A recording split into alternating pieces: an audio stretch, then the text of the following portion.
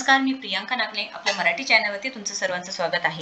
आज आपण एक महत्त्वाची बाब इथे डिस्कस करणार आहोत, म्हणजेच मुख्यमंत्री युवा कार्य प्रशिक्षण योजना अंतर्गत जे उमेदवार अर्ज करणार आहेत त्यांच्या मनात आत्ता सुद्धा विविध प्रश्न आहेत की किती कोण पात्र असणार आहे किंवा कार्य प्रशिक्षणानंतर म्हणजे 6 महिन्याचं जे ट्रेनिंग जाणार आहे त्यानंतर काय करायचं आहे, इथे कोणकोणत्या पदासाठी तुम्ही अर्ज करू शकता, तुम्हाला जी सॅलरी भेटणार आहे ते कोणत्या द्वारे भेटणार आहे किंवा तुमच्याकडे कसे भेटणार आहे, हे सर्व प्रश्नाची उत्तरे आपण या व्हिडिओद्वारे बघणार आहोत. याआधी आपण पाहिलं आहे की मुख्यमंत्री युवा कार्य प्रशिक्षण योजनेअंतर्गत इथे अर्ज कसा करायचा आहे किंवा कोणते डॉक्युमेंट्स लागणार आहे, ही सर्व माहिती आपण या आधीच्या व्हिडिओमध्ये सुद्धा पाहिलेलं आहे.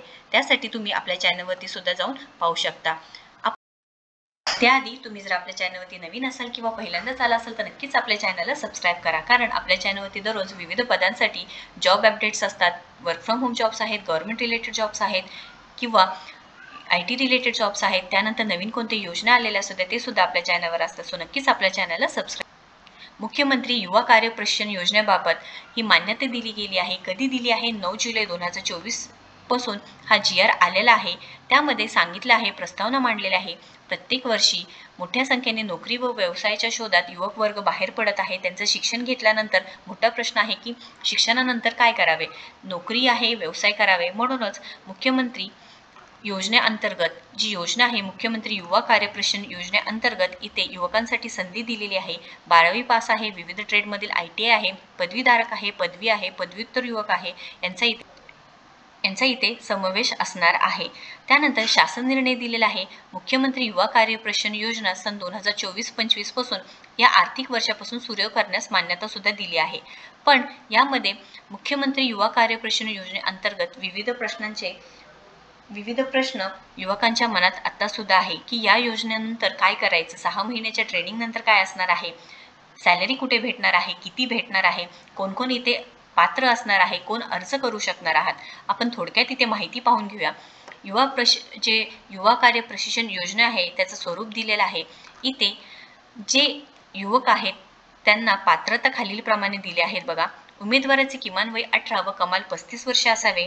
उमेदवाराचे किमान शैक्षणिक अर्हता 12वी पास, ITI, पदवी, पदव्युत्तर असावी.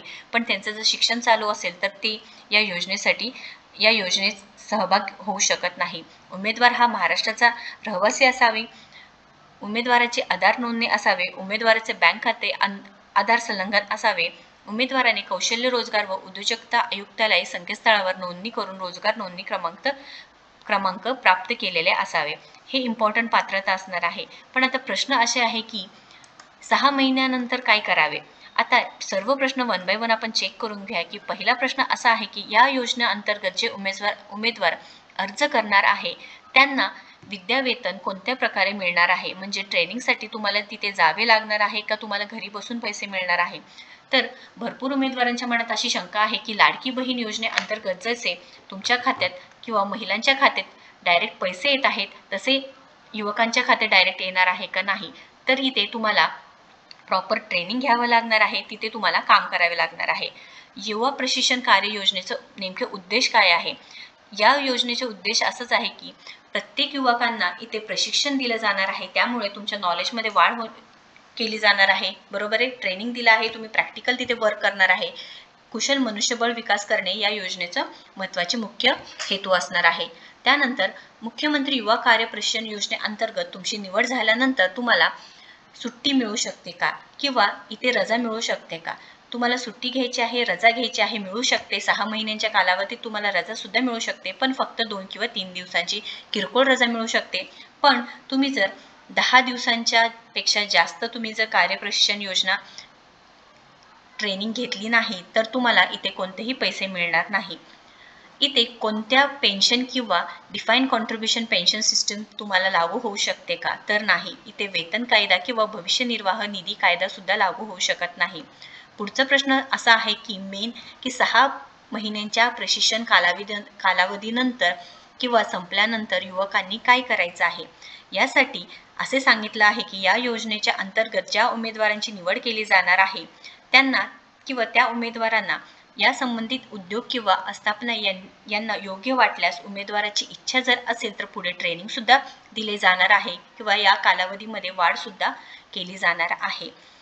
मुख्यमंत्री युवा कार्यप्रशिक्षण योजनेअंतर्गत ज्या उमेदवारांची निवड केली जाणार आहे त्यांना वेतन कोणत्या प्रकारे मिळणार आहे? त्यांना डायरेक्ट त्यांच्या बँक खात्यात DBTद्वारे पैसे जमा होणार आहे. तुम्हाला जेव्हा ऑफलाईन किंवा ऑनलाईन पद्धतीने अर्ज करायचा आहे त्यावेळेस सर्व माहिती ते भरून घेणार आहे. प्रशिक्षण अंतर्गत कोणत्या पदावर युवकाची निवड केली जाणार आहे?